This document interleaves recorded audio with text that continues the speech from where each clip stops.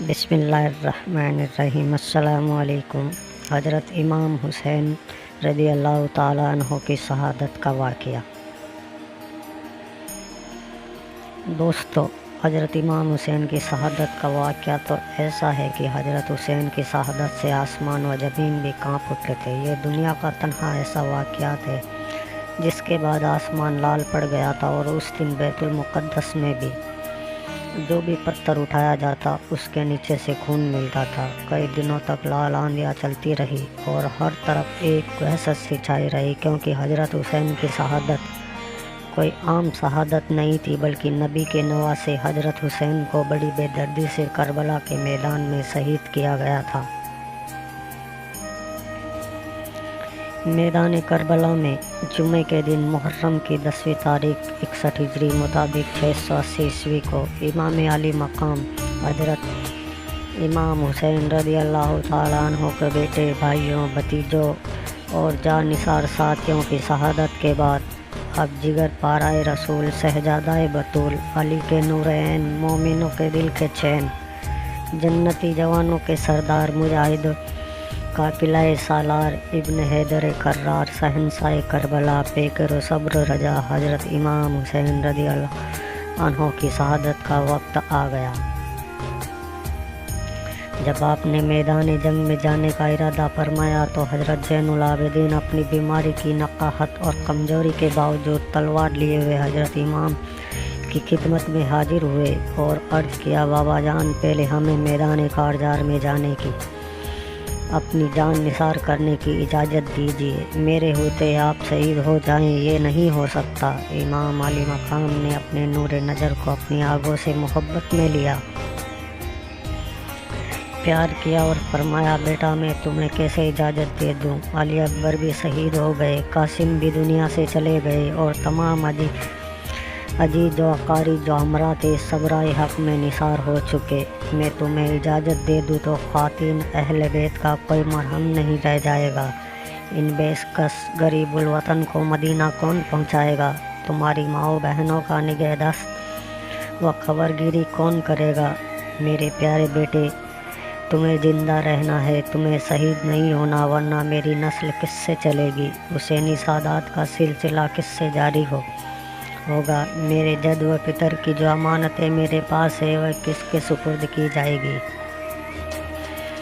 میرے لگتے جگر، یہ ساری امیدیں تمہاری ذات سے وابستہ ہے۔ دیکھو، میری طرح استقامت سے رہنا، راہ حق میں آنے والی ہر تکلیف و مصیبت کو برداشت کرنا، اور ہر حال میں اپنے نانا جان صلی اللہ تعالیٰ علیہ وسلم کی شریعت اور ان کی سنت کی پیروی کرنا۔ میرے بعد تم ہی میرے جانشین ہو، تمہیں میدان کارزار میں جانے کی اجازت نہیں دے سکتا۔ پھر امام علی مقام نے ان کو تمام ذمہ داریوں کا حامل کیا، اپنے دستار مبارک اتار کر ان کے سر پر رکھ دی اور پھر انہیں بستر جلالت پر لٹا دیا۔ آپ امام پاک اپنے خیمہ میں تشریف لائے، صندوق کھولا، قبائے کی جیبیں تن فرمائی اور تبرکات میں سے اپنے نانا جان صلی اللہ علیہ وسلم کا مامائے مبارک سر پر باندھا، سید الشہداء حضرت امیر حمزہ کی ڈھال پشت پر رکھی، علی شیر خدا کی تلوار ذوالفقار گلے میں حمائل کی، اور جعفر طیار کا نیزہ ہاتھ میں لیا۔ اس طرح تاجدار کربلا، پیکر صبر و رجا، سب کچھ راہ حق میں قربان کرنے کے بعد اب اپنی جان نذر کرنے کے لیے تیار ہو گئے۔ بیویوں نے جب اس منظر کو دیکھا تو ان کے چہروں کے رنگ اڑ گئے اور آنکھوں سے موتی ٹپکنے لگے۔ حضرت زینب نے آنسو بہاتے ہوئے کہا، پیارے بھیا۔ بیویوں نے درد میں ڈوبی ہوئی آواز میں کہا، ہمارے سرتاج۔ اور حضرت سکینہ روتے ہوئے کہا، بابا جان، کہاں جا رہے ہو؟ اس جنگل میں ہمیں کس کے سپرد کر کے جا رہے ہو؟ جو درندے ننھے علی اصغر پر رحم نہیں کھائے وہ ہمارے ساتھ کیا سلوک کریں گے؟ آپ نے فرمایا، اللہ تم لوگوں کا حافظ و نگہبان ہے۔ پھر آپ نے تمام اہل خیمہ کو صبر شکر کی وصیت فرمائی اور سب کو اپنا آخری دیدار دکھا کر گھوڑے پر سوار ہو گئے۔ غریب الوطن اور بےکس مسافروں کا دکھ رسیدہ قافلہ حسرت بھری نگاہوں سے آپ کو دیکھتا رہا۔ پردہ نشین حرم حسرت و یاس کی امید تصویریں بنی ہوئی کھڑی رہی اور سب کی آنکھوں میں اشک کے غم کے موتی ٹپکتے رہے، مگر کوئی چیز حضرت امام حسین کے پاؤں کی بیڑی نہ بن سکی۔ آپ نے سب کو خدا کے حوالے کیا اور دشمنوں کے سامنے پہنچ گئے۔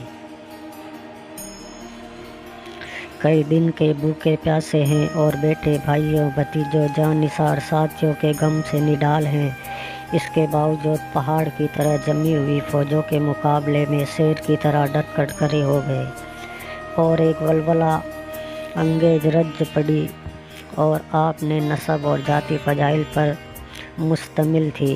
پھر آپ نے ایک فصیح و بلیغ تقریر کی، اس میں آپ نے حمد و صلوات بات فرمایا، اے لوگوں، تم جس رسول کا کلمہ پڑھتے ہو اسی رسول کا ارشاد ہے کہ جس نے حسن حسین سے دشمنی کی اس نے مجھ سے دشمنی کی، اور جس نے مجھ سے دشمنی کی گویا کہ اس نے اللہ تعالیٰ سے دشمنی کی۔ تو اے یزیدیو، اللہ سے ڈرو اور میری دشمنی سے باز آ جاؤ۔ اگر واقعی خدا و رسول پر ایمان رکھتے ہو تو سوچو اس خدائے سعید و بصیر کو کیا جواب دو گے اور رسول اکرم صلی اللہ علیہ وسلم کو کیا منہ دکھاؤ گے۔ بے وفاؤ، تم نے مجھے خطوط بھیج کر بلایا، اور جب میں یہاں آیا تو تم نے میرے ساتھ ایسا برا سلوک کیا کہ مظالم کی انتہا کر دی۔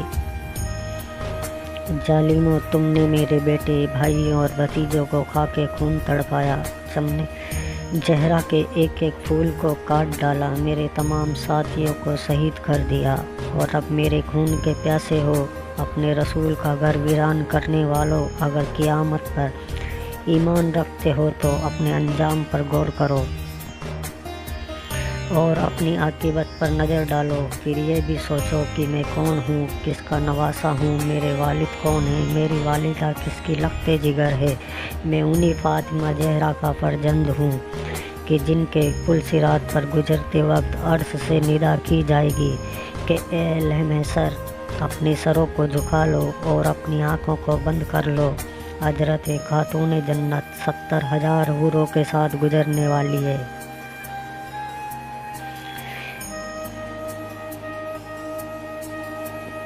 بے غیر تو اب بھی وقت ہے، شرم سے کام لو اور میرے خون سے اپنے ہاتھوں کو رنگین مت کرو۔ حضرت امام کی تقریر سن کر یزیدی لشکر سے بہت سے لوگ متاثر ہو گئے اور ان کی آنکھوں سے آنسو جاری ہو گئے، لیکن سمر وغیرہ بدبخت کا بھی کوئی اثر نہ لیا، بلکہ جب انہوں نے لشکریوں پر حضرت امام حسین کی تقریر کا اثر دیکھا تو شور و گل مچانا شروع کر دیا کہ آپ یا تو یزید کی بیعت کر لیں یا تو جنگ کے لیے تیار ہو جائیں، اس کے علاوہ ہمیں کچھ نہیں سننا چاہتے۔ امام نے فرمایا، اے بدبختینو، مجھے خوب معلوم ہے کہ تمہارے دلوں پر سخاوت بدبختی کی مہر لگ چکی ہے اور تمہاری غیرت ایمانی مردہ ہو چکی ہے، لیکن میں نے یہ تقریر صرف اتمام حجت کے لیے کی ہے تاکہ تم یہ نہ کہہ سکو کہ ہم نے حق اور امام برحق کو نہیں پہچانا تھا۔ الحمدللہ، میں نے تو تمہارا یہ عذر ختم کر دیا۔ اب رہا یزید کی بیعت کا سوال، تو یہ مجھے ہرگز نہیں ہو سکتا کہ میں باطل کے سامنے سر جھکا دوں۔ امام عالی مقام نے جب دیکھا کہ یہ بدبخت میرے کل کا بوال اپنی گردن پر ضرور لیں گے اور میرا خون بہانے سے کسی طرح باز نہیں آئیں گے، تو آپ نے فرمایا، اب تم لوگ جو ارادہ رکھتے ہو پورا کرو اور جسے میرے مقابلے کے لیے بھیجنا چاہتے ہو بھیجو۔ بڑے بڑے مشہور بہادر جو شیر خدا کے شیر سے مقابلہ کے لیے محفوظ رکھے گئے تھے، ان میں سے ابن سہد نے سب سے پہلے تمیم بن قحطبہ کو حضرت امام سے جنگ کرنے کے لیے بھیجا، جو ملک شام کا نامی گرامی پہلوان تھا۔ وہ غرور و تمکنت سے ہاتھی کی طرح جھومتا ہوا اور اپنی بہادری کی ڈینگیں مارتا ہوا حضرت کے سامنے آیا اور پہنچتے ہی آپ پر حملہ کر دیا۔ ابھی اس کا ہاتھ اٹھا ہی تھا کہ شیر خدا کے شیر نے ذوالفقار حیدری سے ایسا جھنجھا تولا وار کیا کہ اس کا سر جسم سے اڑا دیا اور اس کے گھمنڈ کو خاک میں ملا دیا۔ پھر یزید اقتحی نے بڑے کرو فر کے ساتھ آگے بڑھا اور چاہا کہ امام کے مقابل بہادری کا جوہر دکھا کر یزیدیوں کی جماعت میں اپنی شاباشی حاصل کرے اور وہ انعام کے اکرام کا مستحق بنے۔ آپ کے سامنے پہنچ گیا، ایک نعرہ مارا اور کہا کہ شام و ایران کے بہادران کوسکن میں میری بہادری کا گلگلہ ہے۔ میں روم مصر میں شورائے آفاق ہوں، بڑے بڑے بہادروں کو آنکھ جھپکتے موت کے گھاٹ اتارتا ہوں۔ ساری دنیا کے لوگ میری شجاعت و بہادری کا لوہا مانتے ہیں اور میرے سامنے بھیڑ بکری کی طرح بھاگتے ہیں۔ کسی میں مجھ سے مقابلہ کی طاقت نہیں، آج تم میری قوت اور میرے داؤ پیچ کو دیکھو۔ امام علی مقام نے فرمایا، تو مجھے جانتا نہیں، میری رگوں میں ہاشمی خون ہے۔ فاتح خیبر شیر خدا علی مشکل کشا کا شیر نر ہوں، تم جیسے نامردوں کو میری نگاہ میں کوئی حقیقت نہیں، میرے نزدیک مکھی اور مچھر سے زیادہ تیری حیثیت نہیں۔ سامی جوان یہ سن کر آگ ببولا ہو گیا اور فوراً گھوڑا کدا کر آپ پر تلوار کا وار کر دیا۔ حضرت امام حسین نے اس کے وار کو بیکار کر دیا اور پھر جھپٹ کر اس کی کمر پر ایسی ذوالفقار ماری کہ وہ کیڑے کی طرح کٹ کر دو ٹکڑے ہو گیا اور منہ کے بل زمین پر گر پڑا۔ گرا فولاد کا ٹکڑا زمین پر سرنگوں ہو کر تکبر بہہ گیا، زخموں کے رستے موجے خوں ہو کر۔ بدر بن سہیل یمنی اس منظر کو دیکھ کر غصے سے لال پیلا ہو گیا اور ابن سعد سے کہا، تم نے کن گواروں کو حسین کے مقابلہ میں بھیج دیا جو دو ہاتھ بھی جم کر مقابلہ نہیں کر سکے؟ میرے چاروں بیٹوں میں سے کسی ایک کو بھیج دو، پھر دیکھ ابھی پل بھر میں حسین کا سر کاٹ کر لاتے ہیں۔ ابن سعد نے اس کے بڑے بیٹے کو اشارہ کیا، وہ گھوڑا کودتا ہوا امام علی مقام کے سامنے پہنچ گیا۔ آپ نے فرمایا، بہتر ہوتا کہ تیرا باپ مقابلے میں آتا تاکہ وہ تجھے خاک و خون میں تڑپتا ہوا نہ دیکھتا۔ پھر آپ نے ذوالفقار حیدری سے ایک ہی وار میں اس کا کام تمام کر کے جہنم میں پہنچا دیا۔ بدر نے جب اپنے مشہور سہربار بیٹے کو اس طرح ذلت کے ساتھ قتل ہوتا ہوا دیکھا تو گیب و غضب کا پتلا بن کر دانت پیستے ہوئے گھوڑا دوڑا کر امام کے سامنے آیا اور پہنچتے ہی نیزہ سے وار کیا۔ آپ نے اس کے نیزہ کو قلم کر دیا۔ اس نے فوراً تلوار سنبھالی اور کہا، حسین دیکھنا، میں وہ شمشیر مارتا ہوں کہ اگر پہاڑ پر بھی ماروں تو وہ سرغ بن جائے۔ وہ کہتے ہوئے امام پر تلوار چلا دی۔ آپ نے اس کو وار کو خالی کر دیا اور اس پر ذوالفقار کا ایسا بھرپور ہاتھ مارا کہ بدر کا سر کر گیند کی طرح دور جا کر گرا۔ اس طرح شام و عراق کے ایک سے ایک بہادر حضرت امام حسین کے مقابل آتے رہے، مگر جو بھی سامنے آیا آپ نے اسے موت کے گھاٹ اتار دیا۔ کوئی ان میں سے زندہ بچ کر واپس نہیں گیا۔ شیر خدا کے شیر 3 دن کا بھوکا پیاسا ہونے کے باوجود شجاعت و بہادری کے وجہ اور دکھائے کہ زمین کربلا میں بہادروں نے کوفہ شام کا کھیت بو دیا۔ کسی نے سینے سے نیزہ مارا اور پار نکال دیا، کسی کو نیزہ سے انہی پر اٹھا کر زمین پر پٹک دیا، اس کی ہڈیاں ٹوٹ گئی، کسی کو پکڑ کر زمین پر گرا دیا اور گھوڑے کی ٹاپوں سے اس کو رون ڈالا، کسی کی کمر پر تلوار ماری، وہ 2 ٹکڑے ہو کر زمین پر گرا، کسی کی گردن پر ذوالفقار حیدری چلائی تو اس کا سر بیل کی طرح لٹکتا ہوا چلا گیا، کسی کے سر پر تلوار آبداری ماری تو جین تک کٹ گیا۔ جو پہلوان موت کے گھاٹ اتر گئے، آپ کی ہیبت و شجاعت سے دشمنوں کے دل تھرا گئے اور بڑے بڑے گھمنڈیوں کے پسینے چھوٹ گئے۔ دشمنوں کے لشکر میں شور برپا ہو گیا کہ جنگ کا یہ انداز رہا تو ہماری جماعت کا ایک ایک سپاہی بچ کر نہیں جا سکے گا، سب کی عورتیں بیوہ ہو جائیں گی، بچے یتیم ہو جائیں گے، لہٰذا موقع مت جانے دو، چاروں طرف سے گھیر کر حملہ کرو۔ قاصفت یزیدی جب دست کی جنگ میں بری طرح شکست کھائے تو انہوں نے یہ طریقہ اپنا اختیار کیا کہ ہزاروں نے چاروں طرف سے گھیر کر حملہ کرنا شروع کر دیا۔ اب سینکڑوں تلواریں بیک وقت چمکنے لگی، 50 نے آپس میں ٹکرانے لگے اور دشمن بڑھ بڑھ کر امام پر وار کرنے لگے۔ ادھر آپ کی تلوار جلال حیدری کی تصویر اور ساتھ سیف اصلاح ذوالفقار کی تفسیر بنی ہوئی تھی۔ آپ تیغ آبدار کے جوہر دکھا رہے تھے، جس طرف حملہ کرتے پرے کے پرے کاٹ ڈالتے اور دشمنوں کے سروں کو اس طرح اڑاتے جیسے بادِ خزاں کے جھونکے پتے گراتے ہیں۔ ابن سعود کو جب اس طرح کی جنگ میں بھی کامیابی کی امید نظر نہ آئی تو اس نے حکم دیا کہ چاروں طرف سے تیروں کا مے برسایا جائے اور جب خوب زخمی ہو جائے تب نیزوں سے حملہ کیا جائے۔ تیر اندازوں نے آپ کو چاروں طرف سے گھیر لیا اور بیک وقت ہزاروں تیر کمانوں سے چھوٹنے لگے اور تیروں کی بارش شروع ہو گئی۔ گھوڑا اس قدر زخمی ہو گیا کہ اس میں کام کرنے کی طاقت نہ رہی۔ مجبوراً حضرت امام کو ایک جگہ ٹھہرنا پڑا۔ ہر طرف سے تیر آ رہے تھے اور امام مظلوم کا جسم اقدس تیروں کا نشانہ بنا ہوا تھا۔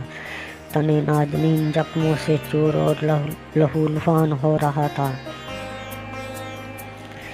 بے وفا کوفیوں نے جگر پارہ رسول فرزند بطول کو مہمان بلا کر ان کے ساتھ یہ سلوک کیا، یہاں تک کہ زہر میں بجھا ہوا ایک تیر آپ کی اس مقدس پیشانی پر لگا جسے رسول اکرم صلی اللہ علیہ وسلم نے ہزاروں بار چوما تھا۔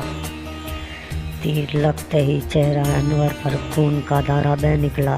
آپ گھس کھا کر گھوڑے سے دین سے فرش زمین پر آ گئے۔ اب ظالموں نے نیزوں سے حملہ کیا۔ شیطان صفت زنان نے ایک ایسا نیزہ مارا جو تنے عکس کے پار ہو گیا۔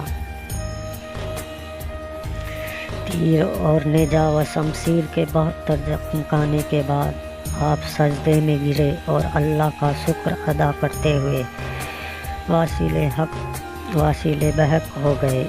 56 سال 5 ماہ 5 دن کی عمر میں جمعہ کے دن محرم کی 10ویں تاریخ 61 ہجری مطابق 680 عیسوی کو امام علی مقام نے اس دار فانی سے رحلت فرمائی۔ انا للہ و انا الیہ راجعون۔ یزیدیوں نے سمجھا کہ ہم نے حسین کو مار ڈالا اور وہ مر گئے، لیکن زمین کلبرا کا ذرہ ذرہ زبان حال سے ہمیشہ یہ پکارتا رہے گا کہ اے حسین تو زندہ ہے واللہ، تو زندہ ہے واللہ، میری چشم عالم سے چھپ جانے والے۔ نظر بن خرسہ آپ کے سر مبارک کو تنے عکس سے جدا کرنے کے لیے آگے بڑھا، مگر امام علی مقام کی ہیبت سے اس کے ہاتھ کانپ گئے اور تلوار ہاتھ سے چھوٹ گئی۔ پھر بدبخت اجلی، کھولی بن یزید، سنان بن انس، سبل بن یزید یا سیمر کوبیس نے آپ کا سر اقدس کو تنے مبارک سے جدا کیا۔ سا است حسین باس، سا است حسین دین، است حسین دین پہ، سرداد نداد دست در دست یزید حق قائد کے بنا الہ است حسین۔